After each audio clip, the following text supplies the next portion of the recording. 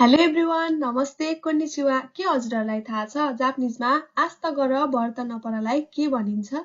त्यसलाई भनिन्छ किताई सितेमो आते निवा सुरुना हजुर आज पनि हामीले 10 वटा JLPT N3 लेभलको एकदमै इम्पोर्टेन्ट भोक्याबुलरी विथ सेन्टेन्स एक्जाम्पल सिक्ने छौं आउनुहोस् सुरु गरौं सबैभन्दा पहिला हाम्रो शब्द रहेको छ किताई किताई भनेको एक्सपेक्टेसन होप अथवा अपेक्षा भन्ने अर्थ दिन्छ है आशलाई आश गर्नुलाई जापानिजमा किताई भनेर भनिन्छ कि भन्ने यो खान्जीले समय भन्ने अर्थ दिन्छ भनेदेखि ताई भनेको यो चाहिँ पर्खनु माचुको खान्जी हो समय पर्खिरहेको छ यानि कि भोलि के होला भनेर आश गरिरहेको छ भने त्यसलाई किताई भनेर भन्न सकिन्छ किताई सितेमो भन्नाले आश गरे पनि आतेनी सुरु भन्नाले भर पर्नु भन्ने अर्थ दिन्छ भनेदेखि आतेनी वा सुरुना भनेको भर चाहिँ नपर भनेर भनेको छ आश त गर तर भर नपर जेसुकै हुन सक्छ हैन अर्को रहेको छ खाची खाची भनेको मूल्य अथवा भ्यालु कुनै पनि वस्तुको मूल्य कति छ भन्ने कुरालाई खाची भनेर भनिन्छ अगाडिपट्टिको यो खा भन्ने खान्जीले मूल्य भन्ने अर्थ दिन्छ भने पछाडिपट्टिको यो ची भन्ने खान्जीले पनि मूल्य भन्ने अर्थ दिन्छ है यो पनि नेदानको खान्जी हो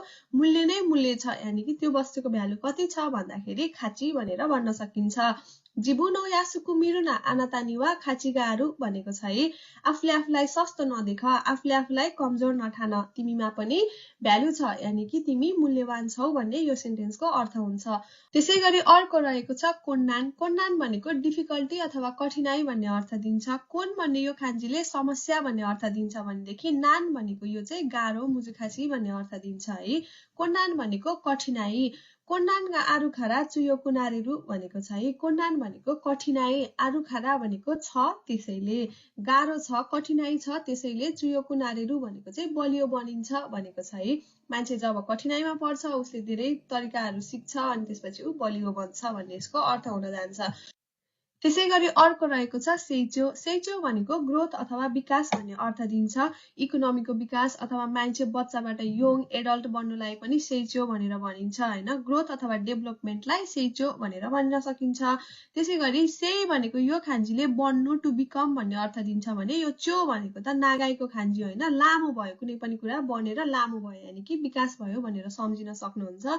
सिपाई खारा सेइचो सिमास्ता भनेको छ है सिपाई भनेको हार अथवा असफल भन्ने अर्थ दिन्छ सिपाई खारा भनेको चाहिँ असफलताबाट सेइचो सिमास्ता भनेको चाहिँ विकास गरे अथवा अगाडि गरे मैले चाहिँ हारबाट नै जित गरे हारबाट नै मैले प्रगति गरे भन्ने यो सेन्टेन्सको अर्थ हुन जान्छ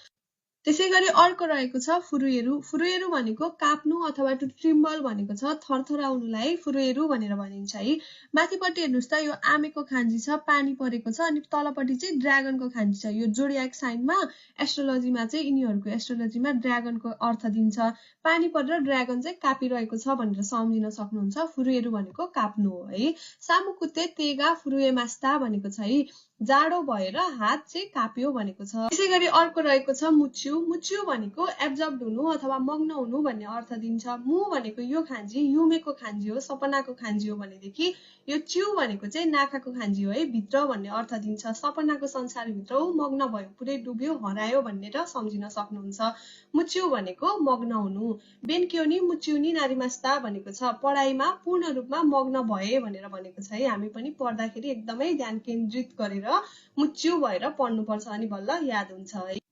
अर्को रहेको छ युरुसु युरुसु भनेको फर्गिभ गर्नु अथवा माफ गर्नु भन्ने अर्थ दिन्छ कुनै पनि कुरामा तपाईले माफ गरिदिनु भयो भनेदेखि युरुसु भन्ने हुन्छ भनेदेखि माफ गर्नु भएन भने युरुसानाइ भनेर भन्न सक्नुहुन्छ है जिबुनो युरुसिते कुदासाई भनेको छ है आफूले आफूलाई माफ गरिदिनुस् हामीले कति कुराहरु आफैले आफूलाई ब्लेम गरिरहेको हुन्छौ नि त हैन जिबुनो युरुसिते कुदासाई भनेको आफूले आफूलाई माफ गरिदिनुहोस् भनेर भनेको छ अर्को रहेको छ साबिचु साबिचु भनेको डिस्क्रिमिनेसन अथवा विभेद भन्ने अर्थ दिन्छ सा भन्ने यो खान्जीले फरक भन्ने अर्थ दिन्छ डिफरेन्स कतिको छ भन्ने बेलामा यो सा भन्ने खान्जी प्रयोग हुन्छ भनेदेखि यो बेचु भनेको त फरक अलग अलग भन्ने हुन्छ नि बेचु बेचु निसिते कुदासाई भनेर भनिन्छ फरक व्यवहार गर्नुलाई साबेचु भनेर भनिन्छ साबेचु वा युरुसारेमासेन भनेको छ विभेदलाई चाहिँ कति पनि माफ गर्न सकिदैन कसैलाई पनि विभेद गर्नु हुँदैन भन्ने यो सेन्टेन्सको अर्थ हुन जान्छ त्यसैगरी अर्को रहेको छ रिखाइ। रिखाइ भनेको अन्डरस्ट्यान्डिङ अथवा बुझाइ भन्ने अर्थ दिन्छ। अगाडिपट्टिको यो रि भन्ने खान्जीले कारण अथवा अर्थ लजिक भन्ने बुझाउँछ भनेदेखि पछाडिपट्टिको यो खाइ भनेको चाहिँ खोल्नु अथवा स्पष्ट पार्नु भन्ने बुझिन्छ है। कुनै पनि कुराको कारण अथवा अर्थ राम्रोसँग बुझ्नु स्पष्ट हुनुलाई रिखाइ भनेर भनिन्छ। कोतोबा दाके देनाको किमोचीमो रिखाइ सिताइ भनेको चाहिँ शब्द मात्र नभएर किमोची पनि फिलिङ्स पनि बुझ्न चाहन्छु भन्ने यो सेन्टेन्सको अर्थ हुन जान्छ।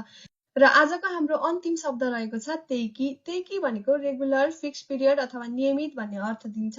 अगाडिपट्टिको यो तेइ भन्ने खान्जीले निश्चित अथवा फिक्स्ड भन्ने अर्थ दिन्छ भनेदेखि पछाडिपट्टिको यो कि भन्ने हामीले भर्खरै पढिसकेको छौँ, यसले समय भन्ने जनाउँछ है। तेइकी भनेको निश्चित समय अथवा नियमित भन्ने अर्थ दिन्छ। यारुकी योरी तेइकीगा जिन्सेयो खाएरु भनेको छ है। यारुकी भनेको चाहिँ जोस, गर्ने इच्छा भन्ने जनाउँछ। यारुकी मानमान भनेर भनिन्छ, एकदमै गर्ने इच्छा छ, एकदमै धेरै गर्न चाहन्छु भन्ने बेलामा। त्यसपछि जिन्सेई भनेको चाहिँ जीवन भन्ने अर्थ दिन्छ भने खाएरु भनेको बदल्नु अथवा चेन्ज हुनु भन्ने अर्थ दिन्छ। यारुकी योरी तेइकीगा जिन्सेयो खाएरु भनेको गर्ने इच्छा भन्दा पनि जोस भन्दा पनि नियमितताले नै जीवन बदल्न सकिन्छ भनेर भनेको छ है। हामीले पनि तेइकी तेइकी नियमित रूपमा जापानिज भाषा अध्ययन गर्यौं भने पक्कै पनि हामी पेरा हुन सक्छौं। त्यसैले हामी सबैजना मिलेर गामबाते गर्नुपर्छ है। हस्त साथीहरू, आज पनि हामीले 10 वटा JLPT एन्ट्री लेभलको इम्पोर्टेन्ट भोकाबुलरीहरू सिकिसकेको छौं। यदि हजुरहरूलाई मेरो भिडियो मन परेको छ भनेदेखि मलाई फलो गर्न नबिर्सनु होला र तपाईलाई केही पनि कुरा मनमा लागेको छ अथवा सुधार गर्नुपर्ने कुरा छ भने